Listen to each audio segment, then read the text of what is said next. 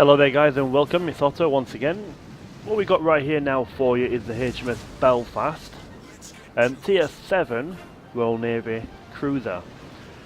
It's a premium ship. As far as I'm aware, it's not available right now for people to get anymore, but Wargaming may release this once again in the future for other players to obtain. Just to let you know a little bit about the HMS Belfast. It's basically got the 6-inch guns, got 4 turrets. With that being said, there is 12 guns in total. The main battery is 152mm. Maximum fire range is 15.4 kilometers.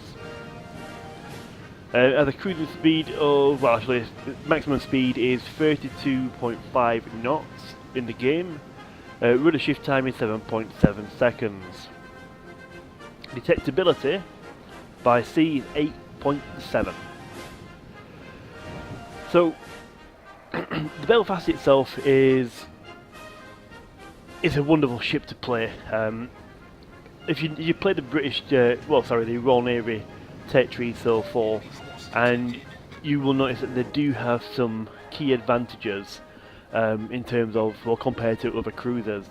One of them is that it will turn at 31 knots in a tight turn, and it will maintain that speed regardless. Granted, that can also be a downside as well if you want to turn sharply, but because of the ship length and the rudder shift time, it will help you manoeuvre around quite quickly in that sense. So as you can see right now, we're just going to take a couple of shots at this Mahan here on the cat. We got the radar up and spotted him, but we've got to take off the speed here in that sense, and we've tried to just back ourselves up a little bit to continue shooting, but it's not going to work out at this point. So we're now going to change targets in that sense and go for the Fiji. So we've got a couple of hits there on him as well. It's still broadside to him to go onto the AP shells. We're hopefully going to try and get some good hits here. So, a little bit of damage, nothing to write home about though. So this next one, let's see what we get. There we go, nice little citadel. He's been taken out as well by somebody else. Good shooting though. Right. So, if some of you didn't know, it has been the 80th anniversary for the Belfast. Which has been, well, in that sense, blasts have been heard from the HMS Belfast from the powerful 6-inch guns as they thundered across London yesterday. As the war heroes who served on a historical warship boarded the vessel once again for the 80th anniversary. Surviving veterans were honoured as they gathered on the decks of the ship, which has been moored on the Thames since 1971. The warship itself is the most significant serving Second World War Royal Navy warship, with a history extending back to the Arctic convoys D-Day, the Cold War and Korean and beyond. Yesterday visitors are meeting the ex-sailors, and will even enjoy a slice of 9-tiered cake in that sense, which it's alright. It's good for them to remember and meet some of their old friends and so on. Without a doubt, it will be, and it's good for everybody else to remember them as well. It's been, yeah, basically in that sense. More importantly, though, one of the oldest surviving Second World War veterans of the HMS Belfast, 104 years old. John Harrison, he describes the dangers of surviving well, at sea, basically, in that sense. One of the stories that I did mention is trying to get to one of his turrets, which is an Arctic convoy at this point, and he's trying to get to one of his turrets, and he's counting the waves as they go across the ship, and obviously there's splashing over the bow and what have you. He's trying to get to his turret, he's counting the waves, and he sees the break, he runs for it. So he gets to the turret, tries to open the door to get in, and he can't open it. Another wave coming across, it literally grabs him, it tries to sweep him away, his legs go with the water, lifts him up, it tries to pull him away, but because his hand is actually frozen to the door, or to the door handle, it didn't take him away. And that was one of the stories that he told everybody yesterday as well. What you're going to see later on in this video as well is, well, there's basically an engineer that used to serve on the HMS Belfast, and there's going to be a few words from him after the stream. I mean, sorry, after the clip on the YouTube, in that sense, after the gameplay. There's only one reason why I want to do this, because I watched the documentary a while back, and when I was watching it, it was 50 minutes long. It was great, loved it, a lot of information, showed us the ins and outs of the working on the HMS Belfast. But at the end of this person told you his story, and in terms of what he experienced, and the crew that was on the ship as well, and how they were. So I want you to have a look at that after, just so you can, I don't know, appreciate it in that sense. What I do want you though, guys, is not to put any likes on this video, or anything like that, purely because the last part of this video is a cutting from a documentary, and I don't want any recognition for this. I just basically want you to appreciate the Belfast gameplay, and I want you to then look at this documentary, well, this person's story at the end, and listen to his story. That's all. That's purely what it is. It's going to be about today. I'm just basically marking the 80th anniversary in my own little way. Get it out to you guys, you know, as simple as that. Right then, so we are now going to swing over to the Northern Hour to try and wreck him here with some HE. So we move the camera over to him for you two guys to have a quick little look at what's actually going on here. As you can see there, I'm in smoke still. You can see my ship there without any of my name outside of it, because I've moved my camera away from it. But we're still trying to hit this Northern Hour. We're trying to get him out. A couple of hits got in there, ricochets. So we just got to reload in again, more shots incoming. And he's got the one hit there as well. So he's manoeuvring quite well at this point, and I'm missing a lot of my shots here. It seems to be doing quite well. He's got the guns on the wrong side, so he's not really shooting back at anybody. Which is, I don't know why people do that. I'd always make sure my guns are facing the right way before I turn anywhere. Right, so there we go. Incapacitation and a couple of hits as well. So we've got 66,479 in damage so far. And then I was dead. Not really any dude of my own, I just helped out a little bit here and there. Right, so yes, obviously the HMS Belfast, previously in the stream, I did give quite a few of these away, because I love the ship that much. When it is available again, I will be doing more giveaways when the Belfast's here, okay? So, it's a little bit different as well compared to the Fiji, because it's a little bit more sluggish in terms of it setting off and manoeuvring slightly. The Fiji seems to be a little bit quicker than the Belfast, but the advantage in this is that you get smoke and you get radar. That's the advantage of the Belfast. As you can see, guys, down there shooting at this destroyer here at this point in time, and we just take him out as well. Got a couple of torps inbound to myself, and we've clearly beat them as well, which is absolutely great. So now we're going to mosey on this way and try and take B, or try and do something around B at this point, okay? Yeah, so this ship, Belfast, compared to a Fiji, you get torps and you get smoke. You only get to fire AP. This one you get to fire HE in the Belfast with the AP as well. You don't get torps, but you get smoke and radar. The actual health on this as well is 35,700. Okay, that is what you're getting at this moment in time. So yeah, that's great as well.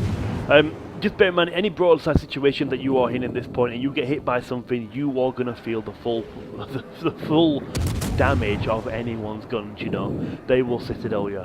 If you get lucky and they aim a little bit high up and they'll just over penetrate your ship, then that's fine, you know. But if they're on the wall and they hit your citadel, you are going to lose a lot of health. Just bear in mind as well, when you are in smoke, they have lifted your detectability up, and you will see this later on as well. It's around about 5.1 or 5 kilometers in smoke. If you have shot in smoke and then the ship comes towards you at 5 kilometers, you are detected. Before it was around about 2.3 or 3.3, something like that before. So things have changed. So what we're trying to do, guys, at this point anyway, is we really are trying to pull back this game the best we can and just try and do something at this point. So we got that friendship out there as well. We're now going to continue to back up at this point, because I know he sent some torps at me, but I only know that he only got 2 torps on each side. he did manoeuvre. Potentially could send another second torp. Yeah, there they are. Right. So he did go left and right and used both torpedo salvos at me. So we're now going to have a couple more shots in this German battleship over here, battle cruiser, should we say, once again. So we're taking little bits off him here, little chunks and so on, but then don't forget there is a Leander ahead of me at this point, and it's behind the islands. He could come and try and come around the corner and taunt me. So I pretty much stopped firing at this point, and I'm going to basically slightly manoeuvre. But what I'm going to do, I'm going to make sure at least some of my guns are going to be on the right hand side now. So there it is. Instead of going at full speed, we're going to keep ourselves at a slow speed here, and we're going to get the guns around a bit quicker as well, and then we're going to go out. So it is around here somewhere. Look, what have it is right there. So there we go, nice little citadel, waiting for the back guns to come round, and they're coming round. It's disappeared, but I fired, and there we go, 3 more citadels, and he's dead, high caliber.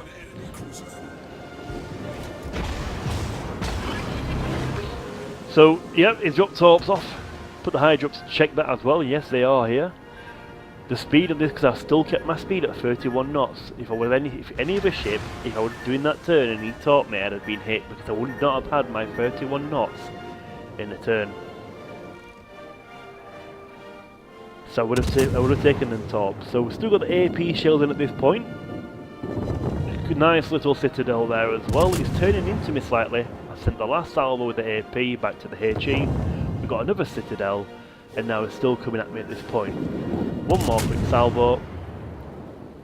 And there we go, we got the kill in that as well. There's 144,285 damage. We are trying to do our best in carrying this game. But there's that many ships at the moment in time, there's a lot more health than what I am. And I've just put my smoke up as well at this point, and I'm getting shots from behind. There is a ship on my left hand side that is there for support, but I don't think he's on much health either. But the guys behind us, other battleships, they have a lot more health than this one ahead of me. So we're going to try and continue to shoot HE at this point. Just bear in mind, guys, as I mentioned, 5 kilometers is where I will get detected while I'm in smoke. He's coming towards me. I don't have the health to pop out at this point. We probably will end up dying here at this point.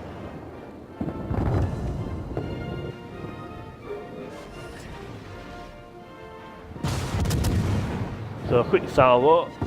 He tried to hit me, did a little bit of damage but not much.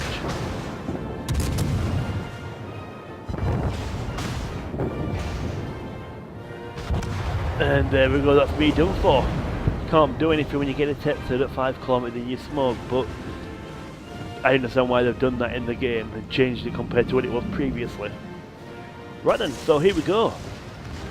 Let's see what this guy can do then, shall we?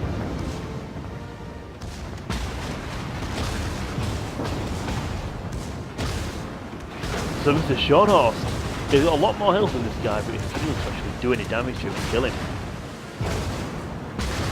He's struggling. Done a hard left. Oh wow! Maybe a little bit on the superstructure. Side of the gun would have done fine, but I think it's a bit of a panic play. Wow. Ram his speed is tried to top him there. Sadly, that one's not going to hit. He actually killed him just. But that's pretty much it, guys. This guy's not going to win the game at this point on. As you can see, the French battleship is over there, and he's sending shots in, and he's taking him out. Right then, oh my days. As you can see though guys, we tried to carry as much as we could, but it didn't work out. I seem to have got a glass back. So 165,000 damage, 800 in silver, 4 kills, and we did alright in the XP there. We pulled it up to the top at this point as well. Right then guys, so what I'm going to do at this point, I'm going to leave you with the senior engineer that served on the HMS Belfast. The few words, his story, basically in that sense I want you to have a little listen to in terms of his experience on there, okay? So I do appreciate you viewing today guys. I don't really want any recognition for this because it's not my information, it's not my story, it's not my clip, okay? I literally want you to just appreciate some words aboard, well, from a serving man upon the HMS Belfast, the senior engineer guys. I'm going to hand you over at this point, okay? And do enjoy it. Appreciate it guys, thank you for being here today. I lived in Portsmouth, and as a schoolboy I was very much interested in everything naval, and one of the opportunities for a job or a profession at the school I attended was the Royal Navy, and the most attractive position in the Royal Navy for somebody like myself was an artificer apprentice because at 15 years of age it offered the opportunity to leave home and undertake a 4.5-year apprenticeship. So in brief, the Navy from the time I was 15 clothed me, fed me, educated me, taught me a trade, and led me through 4.5 years of really, really good sporting activity, because they had wonderful rugger teams and football teams. That's right. At the beginning, I had only a department. The engineers divide the ship between them, and one has responsibility for the engine room, another the boiler rooms, another the auxiliary machinery. So when I first joined Belfast, I had the engine rooms as my responsibility. When I became the senior engineer, I became responsible for the entire ship, and that was a great honour. Now when the Shalnos was sunk, which it was at 7:15 in the evening, we'd been at full speed all day. Okay, and when it was actually sunk, a smell came down the ventilation trunkings of oil fuel, one of the foulest smells in this world. And this strong smell of oil fuel came down, and my thought was, poor devils. That's how I felt. Swimming in oil fuel. Can you imagine it? Oh, absolutely dreadful. There's no other word for it. If you can imagine a ship ploughing through icy cold water in an Arctic gale, in the half-light that existed for quite a bit of the day, with the knowledge that if you fell over the side, you'd had it. There was absolutely no hope whatsoever of rescue. Yes, with the ship in the early stages covered in masses of ice, everybody wearing a maximum amount of clothing he could get on, you know, which in itself was a hazard. You can't swim in 3 overcoats or 2 pairs of socks. Yes, I would suggest the Arctic convoys were the worst possible conditions because it combined foul weather with an awful sea and with all the dangers that came from being at sea in a war zone, subject to aircraft attack, submarine attack, Scharnost attack. There was only one good thing came out of the convoys, and that was written by Winston Churchill, who said in a letter to Stalin, "We had good luck come from the convoys because it brought the Scharnost out to sea, and we sank it."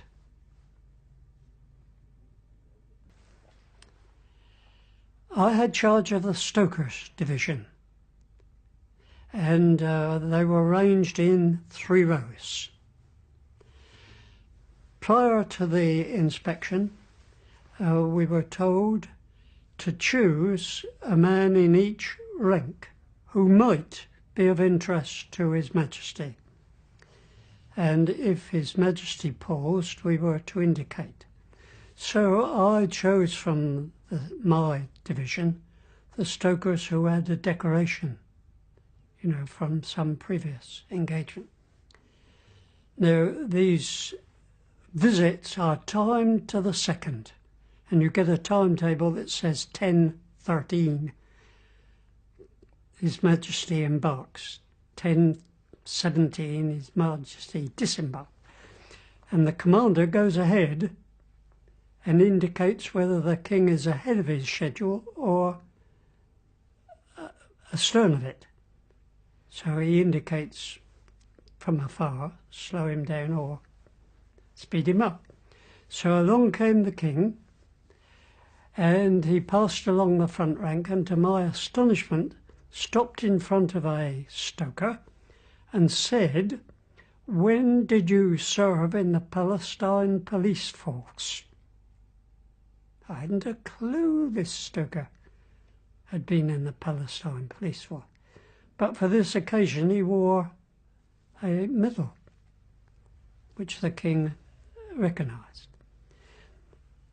The king passed to the second rank, and I had my man already in mind to say this man was such and such.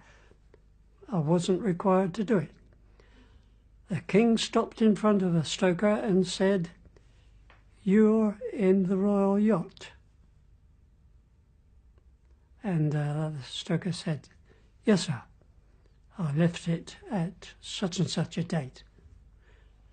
The king passed on to the third rank, and I had in my third rank a West Indian Free French force stoker. West Indian. The king stopped in front of him and addressed him in English.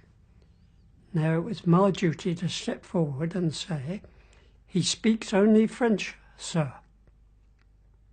So the king changed over to French and spoke several sentences to this West African, whose skin, very, very dark, glowed, and his eyeballs went absolutely bloodshot. And then the king passed on. And then, to everybody's astonishment, instead of replying to my farewell salute, he turned round, stopped, turned round and said, "How does he get on with the other stokers?" And I replied, "Very well indeed, sir. They look after him, they take him ashore. If he doesn't come up for his dinner at the proper time, they go and find him." "Oh, very good indeed," he said, and then went on his way. Imagine, this is the king showing an interest in a black man. Fantastic. The king knew all about D-Day. but he had spared time for a West African stoker. Marvellous. It happened, 60 years ago, and looking forward 60 years, I can't see it happening again. Where are the 15-inch guns to come from? I doubt if there are any, except in museums or some hidey hole somewhere.